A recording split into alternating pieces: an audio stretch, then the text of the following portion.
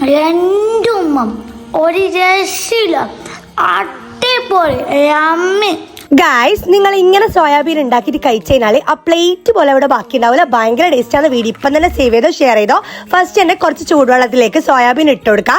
എന്നിട്ട് അത് തണുത്ത വെള്ളത്തിലേക്ക് മാറ്റിയിട്ട് ഇതേപോലെ അതൊന്ന് പിഴിഞ്ഞ് മാറ്റി വെച്ച് കൊടുക്കുക. ആ പിഴിഞ്ഞ് വെച്ചിട്ടുള്ള സോയാബീനിലേക്ക് നമുക്ക് തൈര് ഇട്ട് കൊടുക്കുക, ഉപ്പ് ഇട്ട് കൊടുക്കുക, മഞ്ഞപ്പൊടി ഇട്ട് കൊടുക്കുക, മുളക് പൊടി ഇട്ട് കൊടുക്കുക, ഗരം മസാല പൊടി ഇട്ട് കൊടുക്കുക, കുറച്ച് ഇഞ്ചി വെളുത്തുള്ളി പേസ്റ്റ് ഇട്ട് കൊടുക്കുക, കറിവേപ്പില ഇട്ട് കൊടുക്കുക. നന്നായിട്ട് മിക്സ് ചെയ്തിട്ട് ഒരു 15 മിനിറ്റ് റെസ്റ്റ് ചെയ്യാൻ മാറ്റി വെക്കുക ഗൈസ്.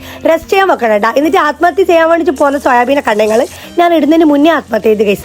എന്നിട്ട് അത് ലോ ഫ്ലെയിമിൽ വെച്ചിട്ട് നമുക്ക് നന്നായിട്ട് ഫ്രൈ ചെയ്ത് എടുത്തു കഴിഞ്ഞാൽ ഉണ്ടല്ലോ, ഉണ്ടാക്കി വെച്ച പ്ലേറ്റ് പോലും ബാക്കി ഉണ്ടാവില്ല. അത്രയ്ക്ക് ടേസ്റ്റ് ആണെങ്കിൽ ഇപ്പം തന്നെ ഉണ്ടാക്കി നോക്കണേ. നമുക്ക് ട്രൈ ചെയ്ത് നോക്കാം.